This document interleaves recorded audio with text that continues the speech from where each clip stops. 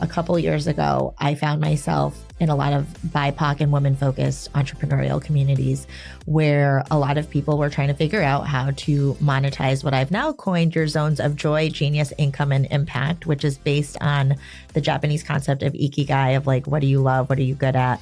What can you be paid for? And what does the world need? So really, ideally, your business is at the intersection of all four of those things. Right. And so I used to just help people figure out for free on their posts, in the comments, on coffee chats, how they could kind of come up with their signature framework and to monetize it. And eventually I was like, oh, I think I could charge for this because people don't know. And I, at first, was very confused. Like, this is your zone of genius. Why is it so hard for you to come up with it? But I actually had an aha moment with a client where I was like, oh, actually, the more you're in your zone of genius, which is just how your brain naturally thinks, it's more challenging to then step back and codify that for somebody who doesn't have your brain. Welcome to Seriously Catherine, a self-confidence podcast for women who want to be taken seriously in the world of business. Here's your guest host. Hi, everybody. Welcome to Seriously Catherine. I'm this month's guest host, Noa Simons. As the co-founder and CEO of a new lending company for small businesses called Good Bread. I'm really excited to be joined today by Christina Farinacci-Roberts. She is a local entrepreneur who is going to talk to us about her thoughts on accessing capital for her business. So I'm excited to be talking to a skeptic and talking to a person who is uncomfortable with the idea of taking outside capital, because I think it's a really important topic for us to unpack a little bit. I think entrepreneurs who hear this podcast are going to be inspired. I think the information is really going to resonate with people on what it's like to be on this entrepreneurial path. And I think they'll get some insights into at least how a couple of us are thinking about building new solutions and helping make it maybe just a little bit easier, maybe a little bit less lonely. But first, here's a hot take brought to you by Paint and Sip. My hot take for the day is that a Kamala Harris presidency is going to be great for small business. I will tell you why. Yesterday, she announced that she is going to extend the small business deduction from $5,000 to $50,000 for people who want to deduct startup expenses in the first year. Her goal is to stimulate 5 million new businesses started each year for the next 4 years. And actually, that's kind of on track with what we're doing now. We're averaging 480,000 new business starts each month. And so we're on a good trajectory to do that today. I think a presidency for Kamala would be very good for small businesses. And now, a serious business lesson brought to you by the Palette community. The insight that I want to share with you today is thinking about your riskiest assumptions. And this is a framework for thinking about things that I'm currently learning and evolving as I'm building Good Bread. But I think it's a very useful way to think about, what do you assume to be true about your business? What conditions need to be true in the future for your business to thrive and succeed? And I think so many of us are working in the day-to-day of, we've got to do everything, right? We've got to pay the bills. We've got to hire these people. We've got to keep our calendars. We've got to communicate. There's an endless supply of email. But when we bubble up, when we come up to working on our business instead of in our business, being able to zero in on our riskiest assumptions help us, at least it's helping me, to really think about, what am I building at Good Bread? What do I assume to be true? And then I can go and test those assumptions. And if they're wrong, then I can avoid a whole line of work and a whole, hopefully, slew of communications that I could just eliminate because I have realized that that's not the right thing, and or that assumption is inaccurate or untrue.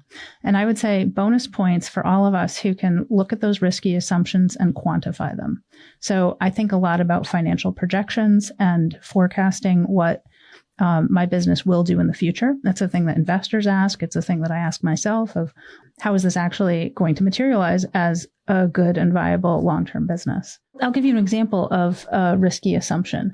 If I'm in one frame of mind, I think there are so many options for accessing capital, I'm making the assumption that entrepreneurs want another one. And that is a fundamental assumption that is built into me working on defending the defensibility of the existence of a new lending business. So how do I validate that entrepreneurs want a new option? Well, I think sitting and listening to my guest earlier today, Christina, there is room for things that banks aren't doing in terms of supporting entrepreneurs in thinking through that next step for growth. And so that was an insight that I drew that helps me think about, well, where is the white space and where is there opportunity in the assumptions that I'm making? These are the things that I'm thinking about around assumptions and modeling those assumptions that I wanted to share today. Christina, I'm so excited to have you here. I am so excited to be here. Tell me the name of your business. So the name of my business is Head, Heart, Hands Consulting. I'm actually a veteran educator by trade. I actually always start my intro by saying I'm the proud daughter of a Korean immigrant tiger mom and an Italian-American veteran dad. I'm also a first-generation college graduate who went on to become one of the youngest New York City high school principals and then eventually the founder of an award-winning education and equity consultancy, Head, Heart, Hands Consulting. So where the name came from is, as an educator, I think through things very holistically. And so I talk about as leaders, and I use that term very broadly because everyone is a leader, because being a leader is just having the capacity to influence those around you. And all of us have that capacity regardless of a title, including the students I had in my classrooms. And I would say we are all a combination of head, heart, hands, but we tend to have a default mode. So if you are a head person, you tend to be very data, theory, stats, research, numbers. That's your entry point into the work. If you're a heart person, it's not that you can't do those things or won't do those things. It just means it's not usually what drives you. So you have to know what's the personal transformation, what's the community impact, how does this improve my team's dynamics so we can, achieve that mission and vision. And then your hands people are basically like, what is it that we are going to do to actually implement the initiative and shift from theory to practice and actually be able to achieve our goals. So as a consultancy, I wanted to help folks to round out creating that equilateral triangle of head, heart, hands. And from an organizational perspective, the head is really about the strategy, the heart is about the culture, and the hands is about the operations. And so when you have a synergy between head, heart, and hands, then you're going to be able to maximize the potential of everyone. It's so true. I've seen that kind of power when it gets manifested in a lot of the startups and companies that I've helped advise and consulted with over a number of years, both as an investor, as a consultant, and in other roles that I've had. So that's like where the name came from, but what do we actually do? So I have been talking about how Head, Heart, Hands Consulting started as simply an education and an equity consultancy, but working exclusively with schools. So I was working with principals and superintendents on things like strategic planning, data analysis, leadership development, instructional coaching, teacher professional development, that kind of thing. Really anything that they needed, I could do. I miraculously actually out-earned my principal salary in the first full year of entrepreneurship, which was very exciting. I had a nice thriving business for a few years until the pandemic. Friday, March 13th was the last day I was in classroom for a very long time. And literally my business went to zero in a weekend. Like, that is not hyperbole. I was on the phone with unemployment for the first time ever in my life, which is a very humbling and tedious experience. I was on the phone with my mortgage company talking about what deferment, plans and programs do you have? Very scary time. Necessity is the mother of invention, right? So I was like, I got to figure something out within the next 6 months. I wound up partnering with my best friend since second grade, who is a former corporate health and wellness executive. Years before I had asked her, I was like, hey, we should do a podcast together. And she was like, absolutely not. And so this time around, she actually brought it up because she had just started her business in January of 2020. And it was based on live in-person events. Yeah. So that was going nowhere fast in March. And so she was like, hey, what do you think about starting a podcast? I was like, I don't really know a lot about podcasting. It sounds great. I've got a lot of time on my hands right now.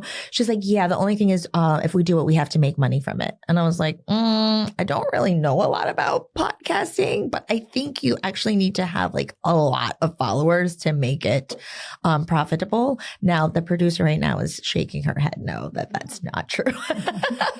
But at the time, that's what I thought. But I said, okay, what's your plan? She's like, well, no, she's like, we're going to use this for our thought leadership. And this is going to help to be a lead generator and drive clients to us. So I was like, okay, let's go for it. And so we started, I call it a pretend podcast because actually we never put anything on an actual like Spotify or Apple. We literally just took Zoom videos and uploaded them to a YouTube channel.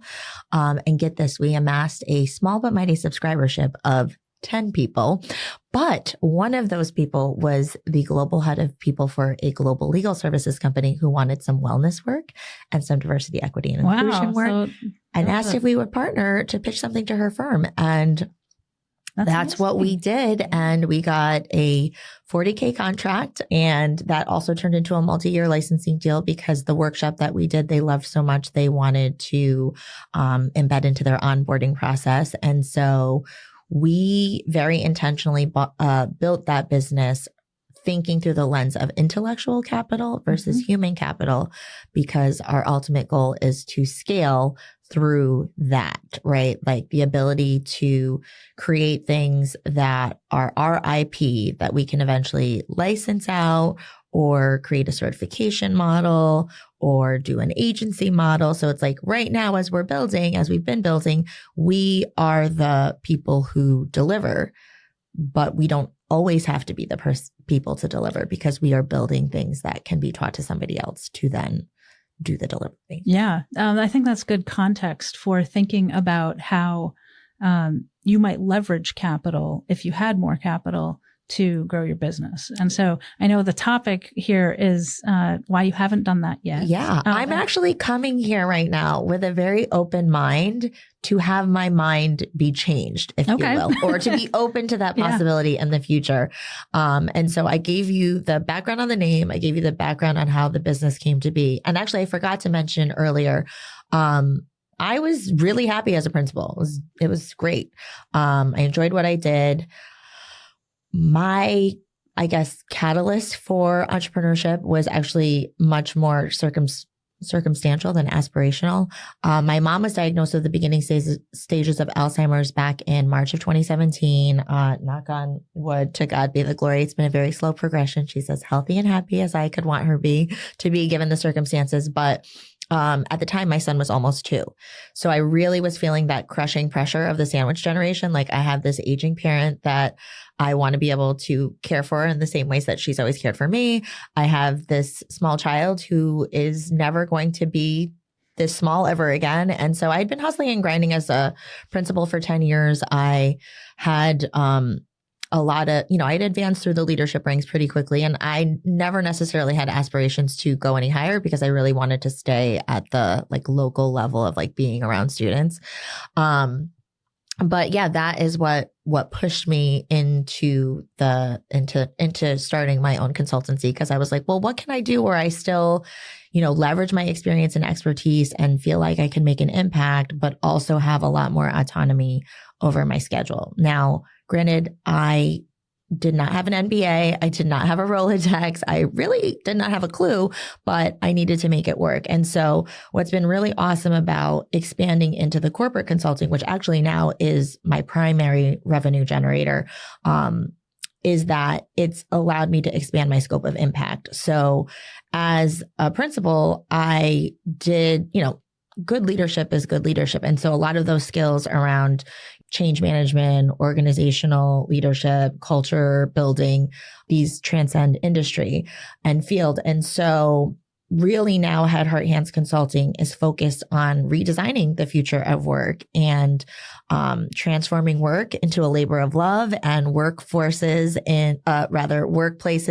into communities of care and workforces into guilds of glory to drive, greater results and retention and revenue. And so I'm excited that I get to continue to do this work. And then also randomly, a couple years ago, I found myself in a lot of BIPOC and women-focused entrepreneurial communities where a lot of people were trying to figure out how to monetize what I've now coined your zones of joy, genius, income, and impact, which is based on the Japanese concept of ikigai, of like, what do you love? What are you good at? What can you be paid for? And what does the world need? So really, ideally, your business is at the intersection of all four of those things. Right. And so I used to just help people figure out for free on their posts and the comments on coffee chats, how they could kind of come up with their signature framework and to monetize it. And eventually I was like, oh, I think I could charge for this because people don't know. And I at first was very confused. Like, this is your zone of genius. Why is it so hard for you to come up with it? But I actually had an aha moment with a client where I was like, oh, actually, the more you're in your zone of genius, which is just how your brain naturally thinks, it's more challenging to then step back and codify that for somebody who doesn't have your brain. And so that is another business that has grown organically because I don't do funnels. I think the only funnel I want to be involved with is funnel cake that has like powdered sugar on it. But I mean, it's been wild how the business has kind of grown into basically serving executives, educators, and entrepreneurs. Yeah. Doing all of this. All within Head, Heart, Hands. All within Head, Heart, Hands. Okay, great. Yeah. Very interesting. And so when you were starting this, you didn't think, let me go take a bunch of money out or let me go find an investor to do this. And that makes sense. I mean, you're starting a consulting company. That's not generally a capital intensive thing to get off the ground. Have there been, over the last 8 or 9 years that you've been doing this, opportunities for you to invest in the business that you maybe didn't take because you were capital constrained? Oh my gosh. As somebody who is focused on building my IP, I will say that I have been very late to the game. Like, I just recently did the formal trademarking for different things. And there's a ton left over that I could still be trademarking right now. I think things like a website. I built my first, 6-figure generating business was completely through word of mouth. I didn't need to have a website to like credentialize me, if you will. When I expanded into the corporate consulting and my best friend and I partnered, we bought a website for $97. So we were in this BIPOC, female focused virtual entrepreneurial community. And there was a woman who was a website, builder who had her W-2 job, but was starting to try to build out this thing. And she was like, I'm doing this special.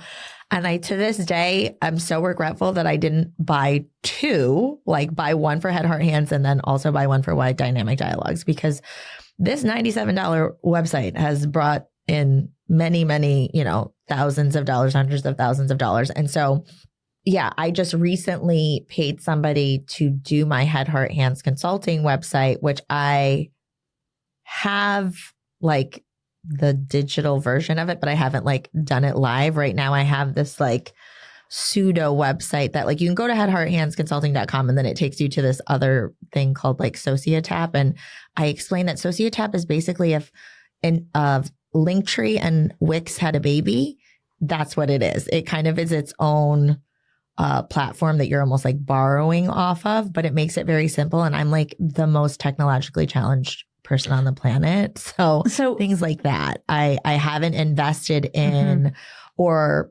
like I've done certain things with branding and marketing, but not as far as I could.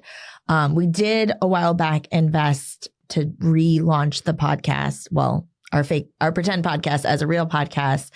And now we're about to do this second season. We've like recorded everything and we're like, okay, should we try to get, should we hire somebody to try to do or are we just going to DIY to, again, save the money? And sometimes you have to like keep asking yourself the question of like, do I pay somebody to do this thing that's not a good use of my time versus trying to do it yourself to save the money? But then you're always like, well, what is this thing is it going to generate the income to come back? So I think I'm always playing that game with myself. And I also think this goes even further. Like I make tons of jokes about being the child of an immigrant and growing up not having a lot of money. So I can sometimes still, it's weird. I am such an abundance mindset person on like 99% of things, but then there's these small things that it's hard for me to like let go of that control or like leave things open.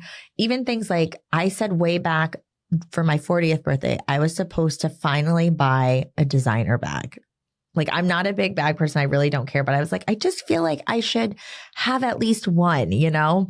And then the pandemic happened. So like when my business got eviscerated, I was like, I don't think I should be buying a $3,000 bag right now.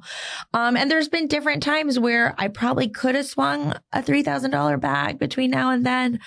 But I have this like utilitarian spirit that's like, but what could I do with that $3,000? Like, could we go on a vacation? Then I feel bad that like I take away from some. And again, so I think there have definitely been times where I could have used some extra capital, but just didn't want to get a loan. My mentality is, what do I need to sell to be able to get that thing? Mm-hmm. So I almost try to use my fiscal need as the fuel to generate revenue, which isn't necessarily a bad thing, but also maybe I could have less stress.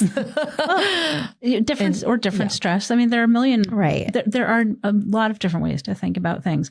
And I don't know if we'll circle back, but I want to just mention two sort of themes that I heard you talk about that I think are universal. Yeah. So there's the DIY piece of it that I think we're used to doing it ourselves. That's something that entrepreneurs do. Yeah. And why would we pay someone to do something we could do ourselves? I think this is a trap, right? Yeah. Like this is a trap that everybody has. And I'm not thinking about the second theme right now, but there was another one in there that it'll come back. I'm sure. Yeah. But I thought that was really just interesting for you to highlight that as maybe a barrier to investing and thinking about investing in your business in different and creative ways. Yeah. So when you think about taking a loan for something, just the feeling, you're skeptical, you've been skeptical or completely resistant to taking capital. Yeah. Has anybody come to you and said, we'd like to give you a loan for your business? I don't know that anybody has like explicitly come to me. I think there's like when people know you have a business, like via things that you're on like an email list for, you know, you get those like generic offers, and I've never taken a bite. The only loan I have is the EDL loan I got during COVID because I literally needed it to survive. And so I think the other piece around this is, as a consultancy where, you know, we do professional services, you can have the feast and famine thing happen, right? And so I think over the years, those feast and famine wavelengths are smaller, which is great. But I think I always have this in the back of my mind, like, well, what if for some reason a new type of COVID thing happens and that gap becomes bigger again? That extra monthly payment of something makes me feel nervous. Like, what if you couldn't make the payment? What if I couldn't make the payment and I don't want to be in that position? Yeah. So it might be, I don't want to call it an irrational fear, but I think there's healthy fear. But then also are you worried about something that's likely to happen, or are you worried about something that could happen, which is, you know, right. Is this probable, is this a 0.1% or is this a 20% or 90% likely situation? And I think the thought beyond that from my perspective is, and then what do you do, right? If you have student loans, for example, from going to college, maybe you're going to negotiate some sort of a repayment, a change in how you're repaying your loan. And it's funny that you mentioned student loans, because I was a teacher originally, and most of my loans were forgiven from the work that I did. And then I don't even remember what year it was, but I don't think I had loans past maybe 5 or 6 years outside of college. It was definitely before I was a principal. So I feel like most people are paying off student loans like forever and ever. And I also went to a state school, so to be clear. And I only lived on campus for the first 2 years because I stayed home for the second 2 years because at that point, everybody else had an apartment. So why pay for, housing when I could just crash on people's couches on Saturday night if I wanted to. But so I think not having that type of debt, I felt really liberated from that and proud of that. And I definitely still have credit card debt, but especially from everything that happened in the last 4 years. Yeah, I'm like, I want to get down to zero debt again. The only thing I want to have is a mortgage payment. Yeah. And I'm curious if any of the credit card debt you just mentioned is tied to your business. So I have not done any credit cards in my business's name, which I know is like a whole other thing that a financial advisor would want to come at me for. Yes, I've got a lot of issues. Well, this was more the question of, have you put expenses for your business on your personal credit cards? So I have, and then I'll like pay immediately with my debit card from my business checking. Yeah. So I know, even my business partner she's like, can you just get the business credit card so you can be getting points so we can be traveling together, and rewarding ourselves for free with things. And I don't know. I also have wicked bad ADHD. So sometimes the executive functioning to just do the thing just doesn't get done. And there's no rational reason why it's not happening. But again, thanks for another episode on somebody else's podcast. Well, I will say ADHD is so real. And I forgot to add a very important factor here. I am the primary breadwinner in my family. So my husband, he works for a local municipality. He's got amazing health benefits. Like the health insurance we have was even better than when I worked at a school, and schools usually have really great health benefits. Actually, my dad worked for New York State for basically his whole career, and the town of Colony has better health insurance than New York State. Just saying. Wow. So that's great. And he'll have a pension. His salary leaves much to be desired. So when we got married and when we bought our home, our expenses are not really tied as much to his income. I mean, obviously he is contributing, but it's not at the same scale or the same proportion. And so when I left the principalship, I did not have failure as an option. I was like, this business has to grow and it has to grow pretty fast. And again, thanks be to God, it did grow. So when it comes to things like the loans or, when I think about those fears, because sometimes I'll hear people say, well, your husband works. So, you're I'm like, girl, do not even come at me with that nonsense right now, because his salary right now is neither here nor there, mostly way the hell over there.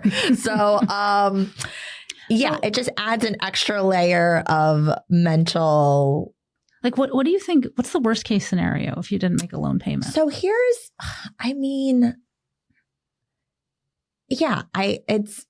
the thing. I have not made other payments before, and then you go back to it, and then you might negotiate something. And also I have to remind myself, I won't say rich on paper, but I'm a heck of a lot richer than my family ever was. And if I looked at the percentages of Americans, whatever, I'm sure I'm in an upper quartile. And so I have my home, I have mutual funds, I have stocks, I have my pension from the city system. God forbid anything, went down. I have assets that I could sell off. I'm always coming from that place, but I worked so hard to have assets, and I don't want to just blow them because, I made this misstep or something. I think that, it's funny. I have a girlfriend from college who, the last time I saw her, she's like, do you know, I still tell people at parties, random people, about how I had a friend in college when we would go out and, be trying to scrounge our dollars up to get beer at the bar. you would actually say, well, I can only have one drink because my $50 is going to my investments. My mom, bless her heart, she's never like invested in things herself. She was always just that person has like 8 million envelopes where there's cash, and she has like 16 different bank accounts that she's like putting stuff. But she knew that I should be investing. So she actually prompted me my senior year of college to get a financial advisor and like start putting money away. So even though it was tiny bits of money, I had started it, that compound interest, it's a thing and it works. And so I'm grateful for that. And obviously as my salary went and income went up, I could contribute more. And so we are fine, but it's like sometimes in the day to day, like you have those moments where I've like gone to the grocery store and I was like, oh, never transferred the money into account. Hold on, wait 1 second. Okay, here, we're good. But like that can feel like a weird space. And I feel like with the entrepreneurial journey from 2020 to now, it's like I did really, really well those first few years. And, I think I was wise with the money, but then other things happened. And so even though we've generated this revenue, like I think that's the other thing people don't understand is that you can get a huge contract and you can get like a lot of money that comes in, but you might have to be paying back something because you were robbing Peter to pay Paul while there was that gap.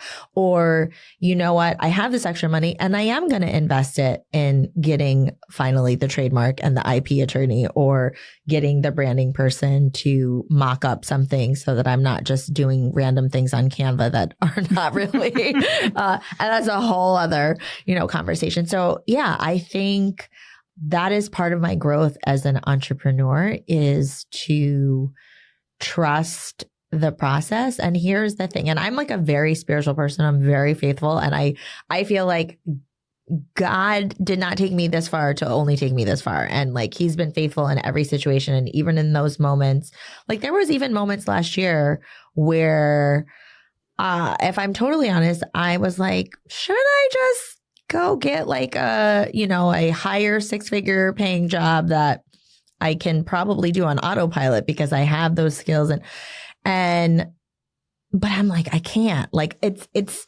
there's so many factors. It's like, one, the impact that I want to make. I know it, like I know the business that I'm building. It's going to be a legacy, but also just the freedom.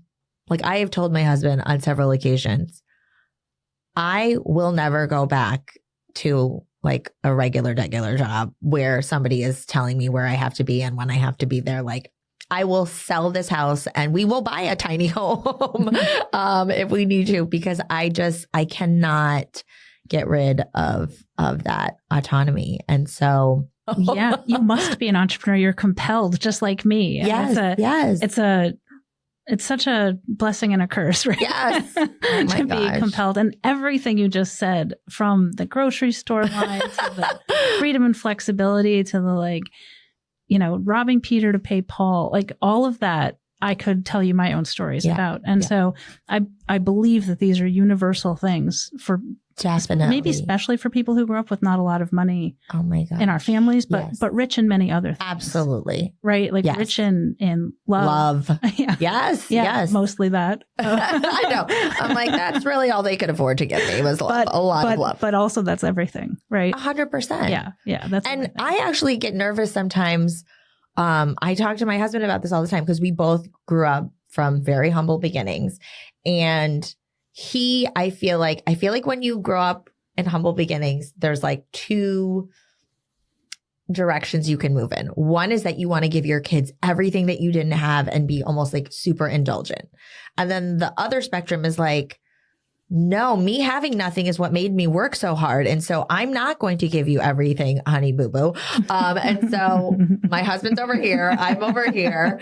And I get nervous that like, are our kids not going to have as much of a drive to like do more and be more because they've lived a pretty comfortable life. Pretty cushy over there in middle class land. Exactly. Yeah. I am constantly telling my son, like, you do not even realize how blessed you are. I can't wait till I can start doing more things with him where, we've done like some volunteer work and stuff, but I want to do some broader volunteer work with him. I did a lot more exposure, right? To like how other people live in this world. Yes. I completely appreciate that. But getting back to thinking about money and thinking about your business, what are the opportunities? Like, what sorts of opportunities do you see for growth? And when you think about what kind of money it would take to go from where you are to the next level, what does leveling up look like? So for me, I'm always thinking about scaling and how can I scale? And like I said, I've talked a lot about like trying to create that intellectual capital and leverage that over the human capital. I eventually think my partner and I need to get the content and programming that we do onto some digital platform because whether it's budgetarily, it's expensive to bring us in to do the delivery because we're worth every penny. Our time is valuable. And so, but there's a lot of what we do that, like if I facilitate a workshop in person, we theoretically could facilitate that same workshop on just like using it more of like as a classroom module, workshop module where it could be uploaded to some organization's, internal learning platform. And so depending on how we want to do that, one is we could have our own platform that if an org is smaller, they don't have a huge, system themselves, they can just get the login to our platform, right?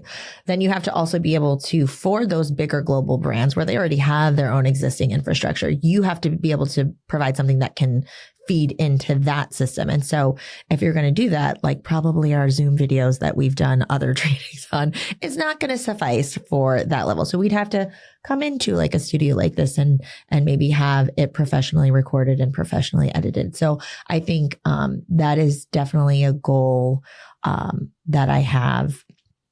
And I think even things that are completely different.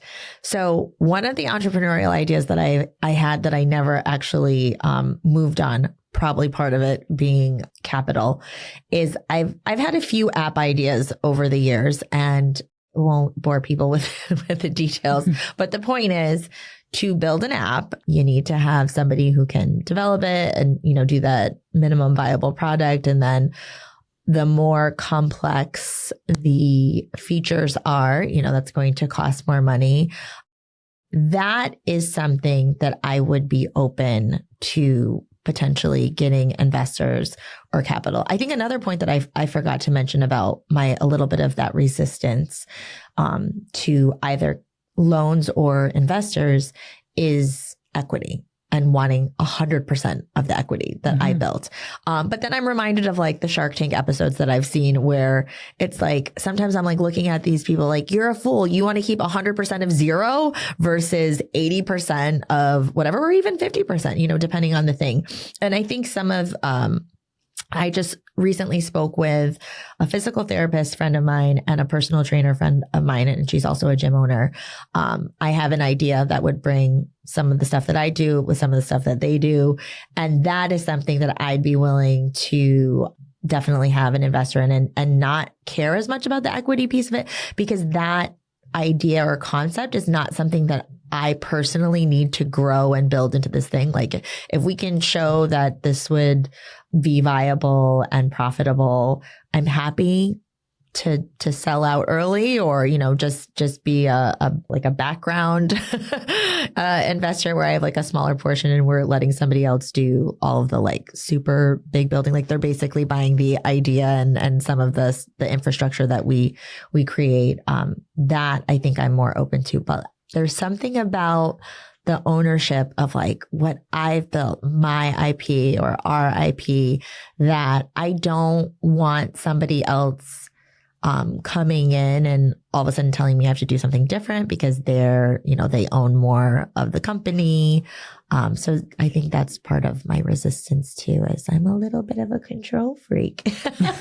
Also very common, very, very common for, I think, anybody in the entrepreneurial role. Yeah. Has some of that. It's really familiar to me that you mentioned control freak, and that completely resonates for me in terms of wanting to own every aspect, to be able to own and control and not be unduly influenced by outside people who may or may not really understand the heart of what it is. Yeah. I guess when I think about being a control freak, I think I am the person where the buck stops, right? I'm the CEO of this business, and it's my face, it's my name, and everything is on the line. And so if I don't own and control every aspect of that, then, we could have problems that I can't control. I think what you're saying is we control for good. We control for the good of others because other people won't do it right. No. Well, and my lived experience in hiring employees and having people who work for me and work around me is that I can functionally do, I'm going to say, a B to B plus job on many things and an A plus job on a couple of things. Yes. And it is really difficult to find people who I think can operate at that level, even in specific domains. That part, I am still working on relinquishing control in those areas because, like you said, I don't think anybody, and I've worked with excellent people, but you can never outwork me for this passion and purpose that I have. And so that's what's hard. It's not belittling other people's, skill sets or work ethic.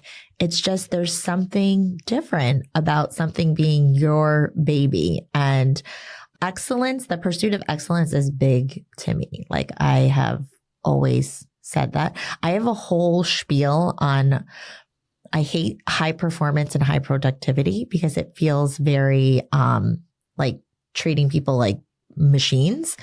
I talk about excellence and efficacy. So if you pursue excellence, that means you're always trying to do your best and give 100%. But that accounts for our humanity, which is that some days I only have 3 out of 10 to give. But if I give 3 out of 3, I consider that excellent because I'm giving 100%. And so if you are consistently pursuing excellence, even on those, those days that you have that are off, the good days are outnumbered. And so overall, you are going to be a high performer, quote unquote, right? Yep. And with efficacy, it's about making sure you're creating the conditions that allow people to be excellent, right? To make doing the job easier because you have those supports and resources in place. And when you have high efficacy, the natural outcome of that is high productivity, right? And so I just listening to you talk, and I can totally see and hear how you would coach and consult with companies. And I heard what you said before, and I wonder if you can drink your own medicine. I'm just curious. Say more about that. Yeah. I'm curious if you are, advising and consulting and helping build frameworks for teams to work together. But then you've talked about not being able to relinquish control for things like Canva, just for an example. I mean, church isn't until Sunday, and you just giving me a sermon today. I like it. Okay, God, I hear you. I see you. Yes. I think that, and I'm not meaning to come across. Maybe it's a didactic question but how do you rectify, or is there a rectification to be made there, or is this an opportunity for this next coming year of growth for you? I'm going to name it and claim it this year. My partner and I said, this is going to be our $1 million year. Now, it is September, and I just want to be very clear that we're not technically close to $1 million, but we got a whole quarter left. and the rest of this quarter. And we have some things in play. And, it's not actually whether we hit that number this year or not, but there is a momentum happening. And I keep saying, like, I want X thing to happen before I do Y. But I do know that the way faith works is you actually have to go for Y before X happens, and then it will come. It's kind of like God, the universe, however you want to call it, like rewarding you for being courageous and like taking that step. And so I suspect that if you and I have a podcast moment again in 2025, I think I will maybe be singing some different tunes or, coming back and saying, you know what? I did that thing. You pushed me here. You gave me this question, or I learned this insight and I applied it. And like I said, I came here to be converted, I know that you mentioned like to level up. It's, how you, and I love, I don't know if you know Sanira Madani. She is a unicorn. She built a $1 billion fintech company with her brother called Stacks, and they're like a financial processor. And then they sold it, and she's now building this other fintech company. I think it's called Worth or Worthy, but it's designed to help small businesses be able to show credit worthiness in maybe different ways than have historically been calculated. She talks about what got you to 6 figures will not be the same thing that gets you to 7 figures, will not be the same thing that gets you to 8, 9, or 10, right? Like that way of operating got you to where you now are, but you have to do something different to get to those next levels. So I know that I'm in this transition phase. I don't know how long the transition is going to take, but I do know that I am going to have to get out of my own box and to get out of my own way, quite frankly, right? And so I'm open and excited. Knowing is half the battle. Absolutely. Absolutely. Yeah. And this is a whole nother train of thought we could go down, because I've got my own experience of having just committed myself to this kind of change and transformation that needs to happen, and put some tools in place actively right now. My focus is on radical delegation. Oh, that is such a beautiful phrase. Well, I didn't invent it. It came from another consulting company called Mind Maven that I've just recently started working with, a lovely woman named Shalise. So just a quick shout out to Shalise. We're just in the early stages, but I have a high degree of confidence that the work we're doing is going to yield really incredible results. You've been asking me a lot of questions, but now I got a question for you, because you got my wheels turning. Yeah. How would your company, Good Bread, get me or other people like me who don't traditionally see themselves as, taking out these loans because we're a professional services consultancy? How would you help me scale to $1 million? Well, I think that's a great question. And I think I would start with understanding, where are you today? So what have you built so far? And what is the opportunity that you see that gets you there, that is beyond more hours from you? What's the strategy? And then what's the plan? And what is the funding that's required to get you there? And does external funding play a role?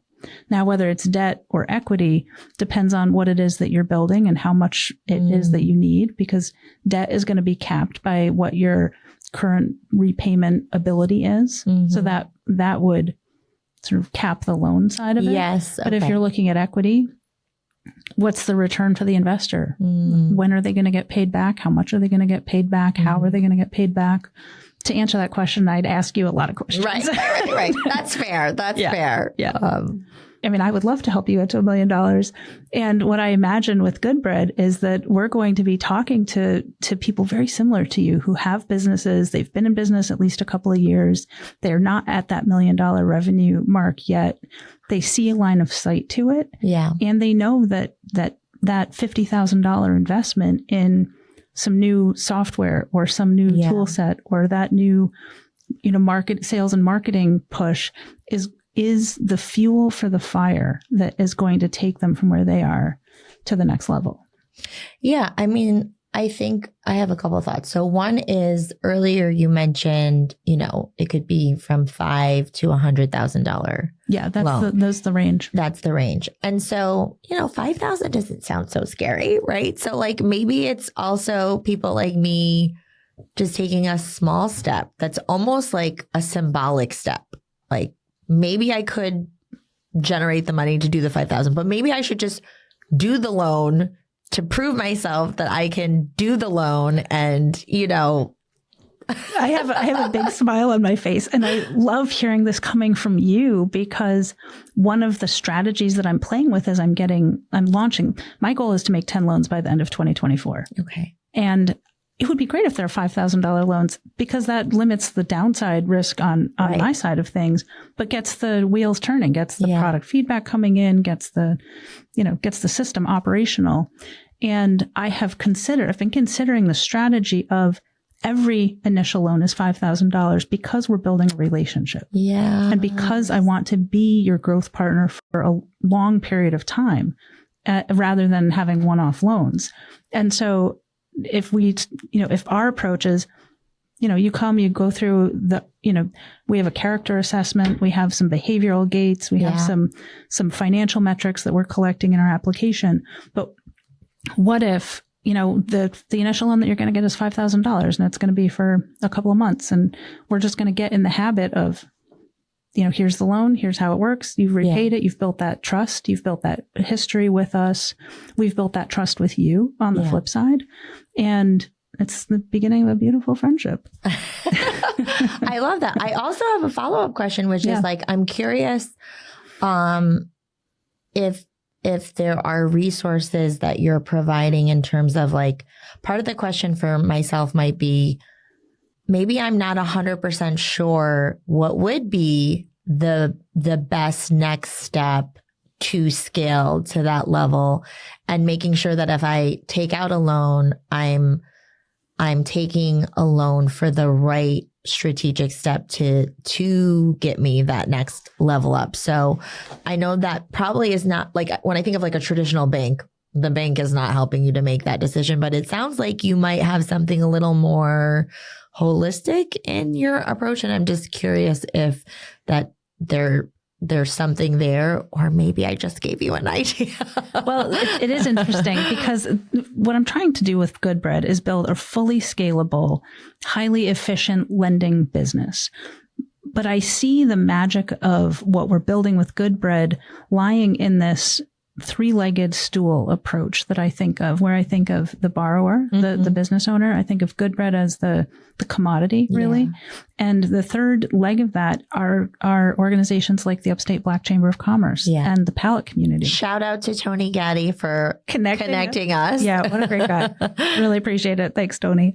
Also, we're both members of Upstate of the Chamber of Commerce, so highly recommend that. Absolutely.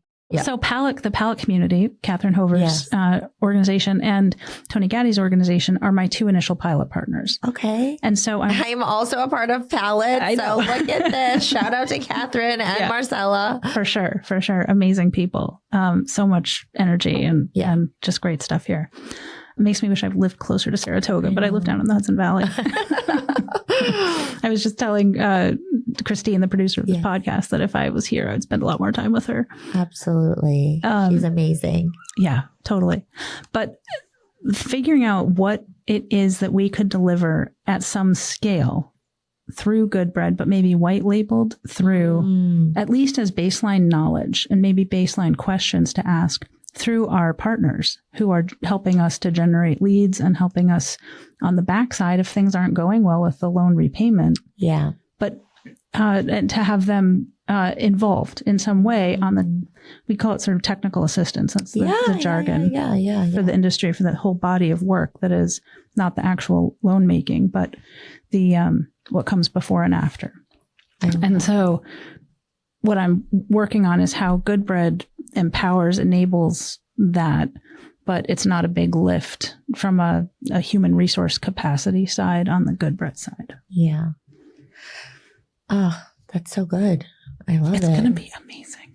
I I'm thinking about like my entrepreneurial clients that I have. And now I feel like I want, because I always talk to them about, again, that sense of leveraging through your intellectual capital versus your human capital. And like, I think I shared this earlier. I just have a huge resistance to B2C selling. Like I just think it's for the birds.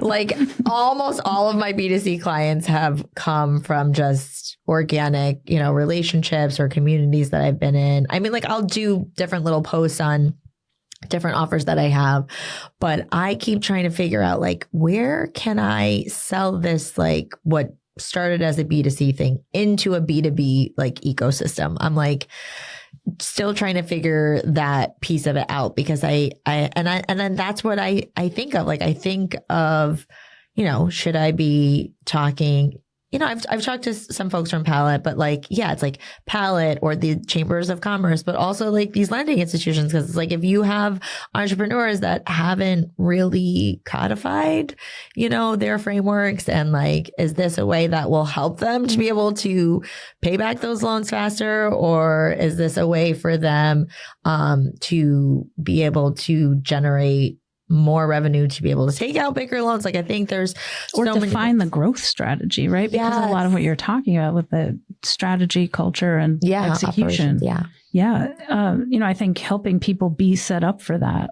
Like, absolutely. Yeah. The question of who pays for it is always the question on my mind, right? Of who pays for that time, and how does that, what is the mechanism for that? Well, and you talked about time, and I think there is a cost to time, right? Like, so you're either paying with fiscal capital or your own sweat equity. And sometimes it's like you have to discern what is worth more, right? Like, so you can say like, well, I don't have the money for this, so I'm just going to have to, work to get there. But if you're working 10 years to get there, meanwhile, if you'd just taken out the loan to get the quick capital and could have turned that around and built and scaled faster. So that's exactly right. And that's exactly the message that I was hoping that would come out of this podcast segment with you, that, you might be working for years and years, just self-funding on your personal credit cards, or just waiting for that next big client, when the addition of capital at the right time can be the step change function that you need to go from a really small business to a small business. Right. And, from 0 employees to 1 employee, or 2 to 3, or whatever you're where you are. And what I really want people to do is to consider thinking about outside capital as a tool for growth, because if there's a business case to make, you should make the business case, because you're going to grow faster. That's going to reduce the number of business failures. Yeah. It's going to improve the speed, the rate of growth, the momentum that those businesses have. It's going to build more wealth with entrepreneurs and small business owners. And those are my goals. Those are the things those are my highest aspirations for what we could help achieve with Good Bread. Oh my goodness. And can I ask you, what is the story behind the name Good Bread? Well, thank you for asking. I grew up the daughter of an entrepreneur he had both a car service, so I cleaned cars when I was a kid, and a small cafe in Hudson, New York. And it was a breakfast and lunch, open 6 a.m. to 2 p.m. And we get there at 5, and we would set bread every morning. We made homemade bread and sold it for $1.50 a loaf. I love it. And it was good. So it was good bread. And then there's like the double entendre of like bread, get the bread. Yeah. I love it. My English teacher self right now is like, really, my heart is bursting. No, thank you. Thank you. It was really fun. I was applying to some, incubator programs to help grow the business. And I actually went and stood in front of the old cafe in Hudson and took a video of myself talking about, this is where it all began. Oh, so, no, definitely it's a nod to my origin story and to what I want to achieve in the world. And I will say, if I thought having a bakery was a good business, I would totally be into it. Yes. But not as scalable as what I'm trying to build. Yes. Unless you're Homeboy Industries. Do you know Homeboy Industries? No. Father Greg. He works with like formerly incarcerated individuals and it's grown into this like, it's gotta be multi-million-dollar. He's created this whole company that does good. I was at a family and friends thing this past weekend. Like we were having a big dinner, and one of the people asked the question, if you had your own church and it was the church of you, what would your sacrament be? Oh, what would your personal Eucharist be? And I was like, what's wrong with bread and wine? Oh my God. Right. You're like, the standard is pretty good. But people are like milk and cookies, you know, nachos and margaritas for me, please. Yeah. See? I love it. I thought it was a fascinating question to think about. That is a really great question. Yeah. Who pulls that one out at a party? Like, can I have cheese and bread and wine? Yes. With grapes and. It's like I just want the charcuterie. Yeah, the charcuterie table. Yes, I love it. And wine. Gotta have the olives too then. Yeah, for sure. Little pickles. Gherkins. Oh, yeah. Good.